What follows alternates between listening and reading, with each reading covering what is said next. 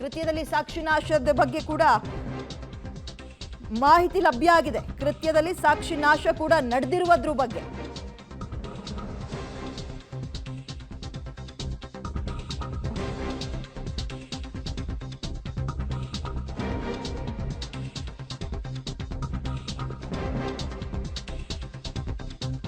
ಪ್ರಾಥಮಿಕವಾಗಿ ಸಿಕ್ಕ ಸಾಂದರ್ಭಿಕ ಸಾಕ್ಷಿಗಳ ಮ್ಯಾಚ್ ಮಾಡಬೇಕಾಗಿದೆ. ಆರೋಪಿಗಳು ಮೃತದೇಹ ಎಸೆಯೋಕ್ ಮಾಡಿದ್ದ ಪ್ಲಾನ್ ಏನು ಅನ್ನೋದನ್ನ ಕ್ಲಿಯರ್ ಕಟ್ ಆಗಿ ಒಂದು ಕಡೆ ನೈಜ ಚಿತ್ರಣ ಏನಾಗಿದೆ ಅದೇ ರೀತಿಯಾಗಿ ಇವರು ಕೂಡ ಮರುಸೃಷ್ಟಿಯನ್ನ ಮಾಡಬೇಕಾಗುತ್ತೆ. ಹಿಂಗೆ ಆಯಿತು ಅಂತ ಸಂಪೂರ್ಣವಾಗಿ ಚಾರ್ಜ್ ಶೀಟ್ ನಲ್ಲಿ ಉಲ್ಲೇಖ ಮಾಡಬೇಕಾಗುತ್ತೆ.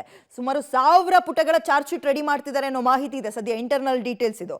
ಆರೋಪಿಗಳು ಮೃತದೇಹ ಎಸೆಯೋಕ್ ಮಾಡಿದಂತಹ ಪ್ಲಾನ್ ಏನು, ಶರಣಾಗೋಕ್ಕೆ ಹಣ ಕೊಟ್ಟಿದ್ದ ಪ್ಲಾನ್ ಬಗ್ಗೆ ಮಾಹಿತಿ ಸಂಗ್ರಹ ಆಗಬೇಕಾಗಿದೆ. ಮೇಲ್ನೋಟಕ್ಕೆ 30 ಲಕ್ಷ ಅಂತ ಇದ್ದಾರೆ. ಹಣದ ವಹಿವಾಟಿನ ಬಗ್ಗೆ ಮಾಹಿತಿ ಕಲೆ ಹಾಕೋಕೆ ಸಿದ್ಧತೆ. ಏನು ಹಣವನ್ನ ಹಿಂಗೆ ಕ್ಯಾಶ್ ತಗೊಂಡೋಗಿ ಕೊಟ್ರಾ ಅಥವಾ ಆನ್ಲೈನ್ ಪೇಮೆಂಟ್ ಒಂದೇ ಸಲ ಆಗಿರಲ್ಲ, ಆಲ್ಮೋಸ್ಟ್ ಕ್ಯಾಶ್ ಅಂತ ಕಾಣುತ್ತೆ. ಇವೆಲ್ಲವನ್ನ ಸಂಪೂರ್ಣವಾಗಿ ಎಲ್ಲೂ ಕೂಡ ಎಡಬಾರದು ತನಿಖೆ.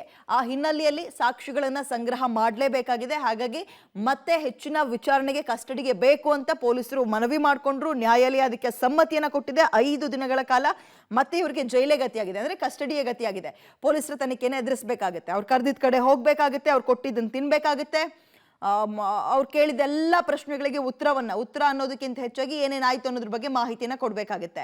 ದರ್ಶನ್, ಪವಿತ್ರ ಗೌಡ ಸೇರಿದಂತೆ ಇನ್ನು 13 ಜನ ಆರೋಪಿಗಳಿಗೆ ಇನ್ನೂ 5 ದಿನಗಳ ಕಾಲ ಇದೀಗ ಪೊಲೀಸ್ ಕಸ್ಟಡಿಯೇ ಗತಿಯಾಗಿದೆ. ಹೆಚ್ಚಿನ ಡೀಟೇಲ್ಸ್ ನಮ್ಮ ಪ್ರತಿನಿಧಿ ಉಮೇಶ್ ನೀಡ್ತಾರೆ. ಉಮೇಶ್, ಇವತ್ತು ಭಾನುವಾರ, ನಾಳೆ ಮತ್ತೆ ಸರ್ಕಾರಿ ರಜಾ ಹಬ್ಬ ಇರೋದ್ರ ಹಿನ್ನೆಲೆಯಲ್ಲಿ ನೆನ್ನೆನೆ ಮತ್ತೆ ನ್ಯಾಯಾಲಯದ ಮುಂದೆ ಹಾಜರುಪಡಿಸಲಾಗಿತ್ತು. ಇವ್ರನ್ನ 5 ದಿನಗಳ ಕಾಲ ಎಕ್ಸ್ಟೆಂಡ್ ಮಾಡಿದ್ದಾರೆ. ಸೊ ಇವತ್ತಿನಿಂದ ವಿಚಾರಣೆ ಇನ್ಯಾವ ಸ್ಪೀಡ್ನಲ್ಲಿ ಸಾಗ್ಬೋದು, ಎಲ್ಲೆಲ್ಲಿ ಸ್ಥಳ ಮಹಜರಿಗೆ ಮತ್ತೆ ಕರ್ಕೊಂಡು ಹೋಗ್ಬೋದು, ಮೈಸೂರಿಗೂ ಹೋಗೋ ಸಾಧ್ಯತೆ ಇದೆ ಅಂತ ಇದ್ದಾರೆ. ಇದೆಲ್ಲದ್ರ ಬಗ್ಗೆ ಡೀಟೇಲ್ಸ್ ಕೊಡೋದಾದ್ರೆ ಉಮೇಶ್. ವಿದ್ಯಾ, ಖಂಡಿತವಾಗಲೂ ಕೂಡ ನಿನ್ನೆ ಕೋರ್ಟ್ನಲ್ಲಿ ಈ ಬಗ್ಗೆ ನ್ಯಾಯಾಧೀಶರಿಗೆ ಮನವರಿಕೆ ಮಾಡಿಕೊಟ್ಟ ನಂತರದಲ್ಲಿ ಅವರು 5 ದಿನಗಳ ಕಾಲ ಮತ್ತೆ ಎಲ್ಲ ಆರೋಪಿಗಳನ್ನು ಕೂಡ ಈಗ ವಶಕ್ಕೆ ನೀಡಿರುವಂಥದ್ದು. ಪ್ರಮುಖವಾಗಿ ಇವತ್ತು ಒಂದಷ್ಟು ಬೇರೆ ಬೇರೆ ರೀತಿಯಲ್ಲಿ ತನಿಖೆ ನಡೆಯುವಂಥದ್ದು. ಅದರಲ್ಲಿ ಪ್ರಮುಖವಾಗಿ ಈಗೇನು 35 ಲಕ್ಷ ಅಮೌಂಟು ಸೀಸ್ ಆಗಿದೆ, ಆ ಅಮೌಂಟ್ ಸಂಬಂಧಪಟ್ಟಂಗೆ ಪೊಲೀಸ್ ಅಧಿಕಾರಿಗಳಿಗೆ ಒಂದಷ್ಟು ಗೊಂದಲ ಇರುವಂಥದ್ದು. ಅಂದರೆ ಪ್ರದೋಷ್ ಮನೆಯಲ್ಲಿ 30 ಲಕ್ಷ ಸಿಕ್ಕಿದೆ, ಪವನ್ ಮನೆಯಲ್ಲಿ 5 ಲಕ್ಷ ಸಿಕ್ಕಿದೆ. ಆ ಅಮೌಂಟು ಯಾರು ಕೊಟ್ಟರು ಅನ್ನೋದ್ರ ಬಗ್ಗೆ ಕೂಡ ಇನ್ನಷ್ಟು ಸ್ಪಷ್ಟತೆ ಸಿಗಬೇಕಾಗಿರುವಂಥದ್ದು. ಮತ್ತು ಈ ಘಟನೆ ಏನು ಕೊಲೆ ಆಯಿತು, ಕೊಲೆ ಆದ ನಂತರದಲ್ಲಿ ಆರೋಪಿಗಳು ಮತ್ತು ನಟ ದರ್ಶನ್ ಸೇರಿದಂತೆ ಮೈಸೂರಿನಲ್ಲಿ ಒಂದು ದಿನಗಳ ಕಾಲ ಅಲ್ಲಿ ತಂಗಿದ್ರು.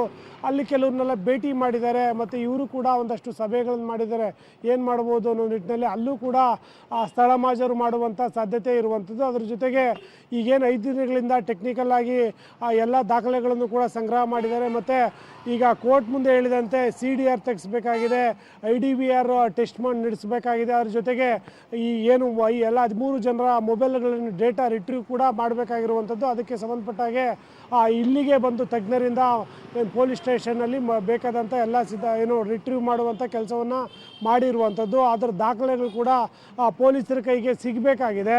ಪ್ರಾಥಮಿಕ ತನಿಖೆಯಲ್ಲೇನು ನಟ ದರ್ಶನ್ ಮತ್ತು ಪವಿತ್ರ ನಾವು ರೇಣುಕಾ ಸ್ವಾಮಿನ ಕರೆಸಿದ್ದು ನಿಜ, ಆದರೆ ಕೊಲೆ ಮಾಡೋದಕ್ಕೆ ಹೇಳಿಲ್ಲ ಅಥವಾ ನಾವು ಕೊಲೆ ಮಾಡಿಲ್ಲ ಅಂತೇನು ಪೊಲೀಸರ ಬಗ್ಗೆ ಹೇಳ್ತಾ ಇದ್ರು. ಆದರೆ ನೆನ್ನಿನ ಇಲ್ಲಿವರೆಗೂ ನಡೆದಂಥ ತನಿಖೆಯಲ್ಲಿ ಅವರ ಪ್ರಮುಖ ಪಾತ್ರ ಇರುವಂಥದ್ರ ಬಗ್ಗೆ ಸ್ಪಷ್ಟವಾಗಿ ಪೊಲೀಸರಿಗೆ ಎಲ್ಲ ರೀತಿಯ ಸಾಕ್ಷ್ಯಗಳು ಕೂಡ ಲಭ್ಯ ಆಗಿರುವಂಥದ್ದು. ಅದರಲ್ಲಿ CCTV ಆಗ್ಬೋದು, ಟೆಕ್ನಿಕಲ್ ಎವಿಡೆನ್ಸ್ ಆಗ್ಬೋದು, ಸ್ಥಳ ಮಹಜರು ಆಗ್ಬೋದು, ಎಲ್ಲದರಲ್ಲೂ ಕೂಡ ಇವರ ಪಾತ್ರ ಇರುವಂಥದ್ರ ಬಗ್ಗೆ ಸ್ಪಷ್ಟವಾಗಿ ಗೊತ್ತಾಗಿರುವಂಥದ್ದು. ಆ ನಿಟ್ಟಿನಲ್ಲಿ ಅದರ ಸಂಬಂಧಪಟ್ಟ ಎಲ್ಲ ದಾಖಲೆಗಳನ್ನು ಕೂಡ ನ್ಯಾಯಾಧೀಶರ ಮುಂದೆ ಇಟ್ಟ ನಂತರದಲ್ಲಿ ನ್ಯಾಯಾಧೀಶರು ಮತ್ತೆ ತನಿಖೆಗೆ ಅಗತ್ಯ ಇರೋದನ್ನು ನೋಡಿ ಮತ್ತೆ 5 ದಿನಗಳ ಕಾಲ ಕೊಟ್ಟಿರುವಂಥದ್ದು. ಇವತ್ತಿಂದ ಆಚೆಗೆ ಇಲ್ಲಿವರೆಗೂ ಏನು ಎಲ್ಲರ ಸ್ಟೇಟ್ಮೆಂಟ್, ಇಂಡಿವಿಜುವಲ್ ಸ್ಟೇಟ್ಮೆಂಟ್ಗಳನ್ನು ಕೂಡ ಪೊಲೀಸರು ಪಡ್ಕೊಂಡಿರುವಂಥದ್ದು. ಅದರ ಆಧಾರದ ಮೇಲೆ ಎಲ್ಲರನ್ನೂ ಕೂಡ ಮತ್ತೆ ಇನ್ವೆಸ್ಟಿಗೇಷನ್ಗೆ ಒಳಪಡಿಸುವಂಥದ್ದು. ಇನ್ನೂ ಒಂದು 4 ಜನ ಆರೋಪಿಗಳೇನು ಮತ್ತೆ ಪತ್ತೆಯಾಗಿದ್ದಾರೆ, ಅವ್ರದ್ದು ಕೂಡ ಇದರಲ್ಲಿ ಪಾತ್ರ ಇರುವಂಥದ್ದು. ಅವ್ರದ್ದು ಒಂದಷ್ಟು ಏನು ಮ್ಯಾಚ್ ಆಗ್ತಾ ಇಲ್ಲ, ಒಬ್ಬರು ಹೇಳಿಕೆಗೆ ಮತ್ತೊಬ್ಬರು ಹೇಳಿಕೆಗೆ ಮ್ಯಾಚ್ ಆಗ್ತಾ ಇಲ್ಲ ಅನ್ನೋ ಮಾಹಿತಿ ಕೂಡ ಇರುವಂಥದ್ದು. ಹಾಗಾಗಿ ಪರಸ್ಪರ ಎದುರುಗಡೆ ನಿಲ್ಲಿಸಿ ವಿಚಾರಣೆ ಮಾಡಿದಂಥ ವೇಳೆಯಲ್ಲಿ ಈ ಹಿಂದೆ ಏನು ಸ್ಟೇಟ್ಮೆಂಟ್ ಕೊಟ್ಟಿದ್ರು ಅದನ್ನು ಮತ್ತು ಇವಾಗ ಹೇಳ್ತಾ ಇರುವಂಥ ಎಲ್ಲ ಸ್ಟೇಟ್ಮೆಂಟ್ಗಳನ್ನು ಕೂಡ ಮ್ಯಾಚ್ ಮಾಡುವಂಥ ಕೆಲಸ ಮಾಡುವಂಥದ್ದು. ಅದ್ರ ಜೊತೆಗೆ ಮೈಸೂರು ಮತ್ತು ಬೆಂಗಳೂರಿನ ಒಂದೆರಡು ಕಡೆಗಳಲ್ಲಿ ಮತ್ತೆ ಸ್ಥಳ ಮಹಜರು ಮಾಡುವಂಥ ಸಾಧ್ಯತೆ ಕೂಡ ಇರುವಂಥದ್ದು. ಆ ನಿಟ್ಟಿನಲ್ಲಿ ಎಲ್ಲ ಪ್ರಕ್ರಿಯೆಗಳು ಕೂಡ ಬಾಕಿ ಇದ್ದಾವೆ. ಈ 4 ಜನ ಮತ್ತೆ ಏನು ಬಂಧನ ಆಗಿದ್ದಾರೆ ಅವ್ರದ್ದು ಕೂಡ ಇನ್ವೆಸ್ಟಿಗೇಷನ್ ಮುಂದುವರಿಬೇಕಾಗಿದೆ. ಹಾಗಾಗಿ ಮತ್ತೆ 5 ದಿನಗಳ ಕಾಲ ಇನ್ವೆಸ್ಟಿಗೇಷನ್ ಇದು ವಶಕ್ಕೆ ಪಡೆದಿರುವಂಥದ್ದು. ಇವತ್ತು 9 ಗಂಟೆ ನಂತರದಲ್ಲಿ ಮತ್ತೆ ಇನ್ವೆಸ್ಟಿಗೇಷನ್ ಶುರುವಾಗುವಂಥದ್ದು. ವಿದ್ಯಾ. ತನಿಖೆಯನ್ನ ಮತ್ತಷ್ಟು ಚುರುಕುಗೊಳಿಸ್ತಾರೆ ಇವತ್ತಿನಿಂದ. ಹಾಗೆ ನೋಡೋದಾದ್ರೆ ಕೊಟ್ಟಂತಹ 6 ದಿನ ಇವತ್ತಿಗೆ ಮುಗಿಯುತ್ತೆ, ಕಸ್ಟಡಿ ಇವತ್ತಿಗೆ ಮುಗಿಯುತ್ತೆ. ಆದ್ರೆ ಇವತ್ತು ರಜೆ ಇದೆ, ನಾಳೆಯೂ ಕೂಡ ರಜೆ ಇರೋ ಕಾರಣ ನಿನ್ನೆಯೇ ಮತ್ತೆ ಕೋರ್ಟ್ಗೆ ಹಾಜರುಪಡಿಸಿದ್ದಾರೆ. ಮತ್ತೆ ಕೋರ್ಟ್ಗೆ ಹಾಜರುಪಡಿಸಿದಂತಹ ಸಂದರ್ಭದಲ್ಲಿ ಪೊಲೀಸರು ಒಂದು ಮನವಿಯನ್ನ ಮುಂದಿಟ್ಟಿದ್ದಾರೆ. ಏನಪ್ಪಾ ಅಂತ ಹೇಳಿದ್ರೆ ಮತ್ತಷ್ಟು ವಿಚಾರಣೆಯನ್ನ ನಡೆಸಬೇಕಾಗಿರೋ ಹಿನ್ನೆಲೆಯಲ್ಲಿ ಇನ್ನೊಂದಷ್ಟು ದಿನಗಳ ಕಾಲ ಕಸ್ಟಡಿ ಕೊಡಿ ಅಂತ. ಹಾಗಾಗಿ 5 ದಿನ ಎಕ್ಸ್ಟೆಂಡ್ ಮಾಡಿದ್ದಾರೆ. ಇದರ ನಡುವೆ 30 ಲಕ್ಷ ಹಣವನ್ನ ಸೀಸ್ ಮಾಡಿದಾರಲ್ಲ, ಈ ಹಣದ ಬಗ್ಗೆ ಕುತೂಹಲಗಳು ಮತ್ತು ಅನುಮಾನಗಳು ಹೆಚ್ಚಾಗ್ತಾ ಇದೆ. ಈ ಹಣ ಎಲ್ಲಿಂದ ಬಂತು? ಇವರಿಗೀಗ ಬಾಯ್ ಬಿಟ್ರು ಸಂಕಷ್ಟ, ಬಾಯ್ ಬಿಡ್ಲಿಲ್ಲ ಅಂದ್ರೆ ಪೊಲೀಸರು ಬಿಡಲ್ಲ.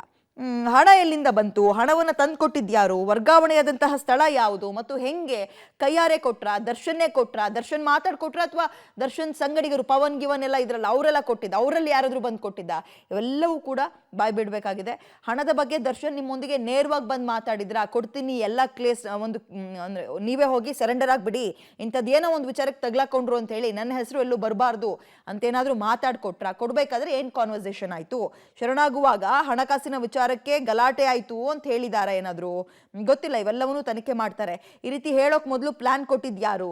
ವಿಚಾರಣೆ ವೇಳೆ ಬೇರೆ ಹೆಸರು ಬಾಯ್ ಬಿಟ್ರೆ ಮತ್ತೆ ಸಂಕಷ್ಟ ಫಿಕ್ಸ್. ಯಾಕಂದ್ರೆ ಪೊಲೀಸರು ಇದನ್ನ ಗುಂಪಲ್ ಗೋವಿಂದ ಅನ್ಸಲ್ಲ, ಅಷ್ಟು ಜನರನ್ನ ನಿಲ್ಸಿ ಹಣ ಕೊಟ್ರೆ ದರ್ಶನು ಎಷ್ಟು ಕೊಟ್ರು, ಎಲ್ಲಿ ಕೊಟ್ರು ಹಿಂಗೆ ಕೇಳಿ ಸುಮ್ಮನಾಗಲ್ಲ. ಒಬ್ಬೊಬ್ರು ಇಂಡಿವಿಜುವಲ್ ಆಗಿ ಪ್ರತ್ಯೇಕವಾಗಿ ವಿಚಾರಣೆ ಮಾಡ್ತಾರೆ. ಒಬ್ಬೊಬ್ರು ಒಂದೊಂದು ರೀತಿ ಉತ್ತರ ಕೊಟ್ರ ಮುಗೀತು, ಮತ್ತೆ ತನಿಖೆಯನ್ನ ಇನ್ನೊಂದು ಆಂಗಲ್ ನಲ್ಲಿ ಶುರು ಮಾಡ್ತಾರೆ.